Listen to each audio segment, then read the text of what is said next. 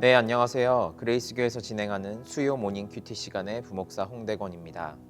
오늘도 하나님의 말씀으로 하루를 시작하시는 여러분들을 축복합니다. 이 말씀이 오늘 여러분들의 삶 가운데에 가득 차고 넘쳐서 하나님의 그 사랑이 풍성하게 전달되어지는 귀한 시간이 되시기를 바랍니다.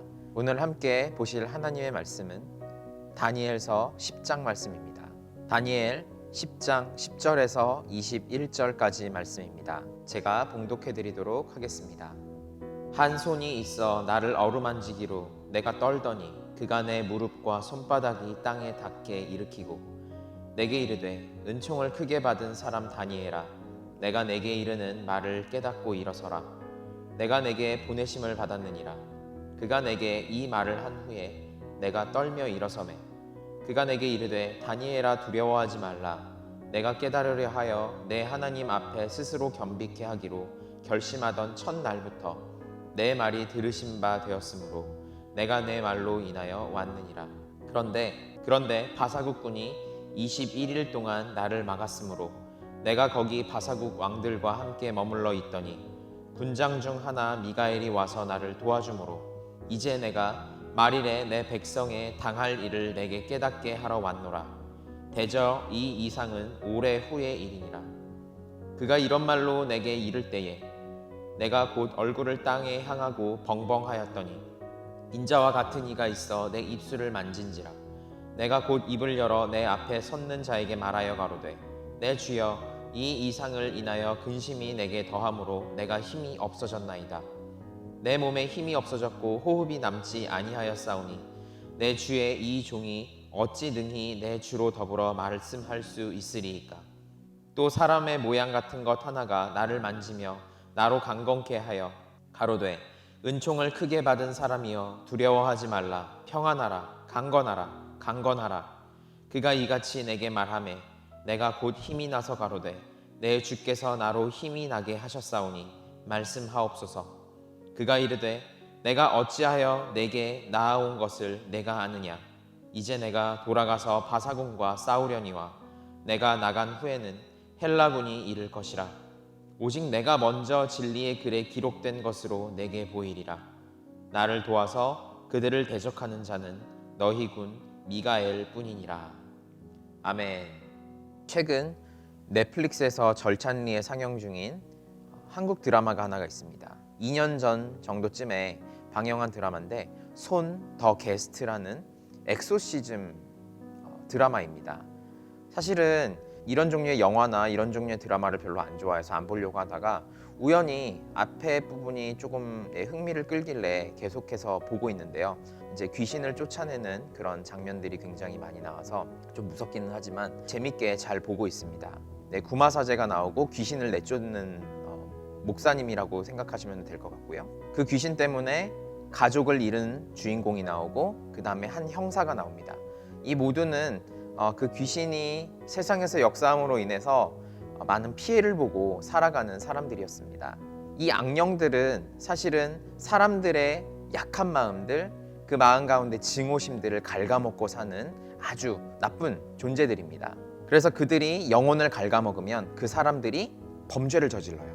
사람을 죽이거나 누군가에게 피해를 끼치는 그런 일들을 하는 모습으로 드라마에 등장을 합니다. 그런데 이 드라마를 보시면 아시겠지만 신부가 귀신을 내어 쫓는 그 기도를 할 때 예수님의 이름으로 기도를 한다는 것입니다. 저는 참 그 부분에서 자랑스러웠어요. 무당들이나 박수무당이라고 하죠. 무당들이나 이제 신들린 그런 모습으로 다른 귀신들을 내어 쫓고 다른 귀신들을 도망가게 하는 것보다 더 센 존재가 바로 하나님임을 이 드라마에서도 간접적으로 증명을 하고 있었습니다. 거기 나오는 많은 세상 사람들은 사실은 예수님을 믿지 않아요. 그리고 기독교라는 종교 혹은 하나님에 대한 존재가 그들에게는 별로 중요하게 받아들여지지 않았습니다. 그들은 과학적으로 모든 것들을 해결하려고 하고 수사적으로 자기네들의 오더가 떨어지면 이제 그것을 수사를 하고, 왜냐하면 사람이 죽었으니까요. 그러면서 이제 하나씩 풀어나가는 그런 과정에서 제가 가장 눈여겨봤었던 거는 바로 예수 그리스도의 이름으로 악령이 퇴출된다는 것이었습니다. 사실은 이 구마사제로 등장하는 신부님이 그 구마 의식을 통하여서 악령을 내어 쫓는 그런 과정들을 우리가 봤을 때 사실은 기독교의 정서와는 그렇게 잘 맞지는 않습니다. 하지만 단 한 가지, 하나님께서 그 모든 악령보다 더 능력이 있다는 그 사실이 저를 다시 한번 하나님을 돌아보게 만들었고, 세상에서 하나님과 함께하는 우리들이 참 귀한 존재들이다, 감사하면서 살아야 되겠다라는 마음을 가지게 되었어요. 여러분, 하나님은 전지전능한 분이심을 믿으십니까? 이 전지전능한 분께서 모든 악한 영들 또한 말씀으로 잠재우시고, 우리가 감당하지 못하는 그 모든 악한 세력들조차 하나님께서는 말씀으로 잠재우시는 분이십니다. 그 하나님께서 다니엘과 함께 하셨을 때 다니엘을 통하여서 큰 새로운 역사가 다시 쓰여졌다는 것입니다.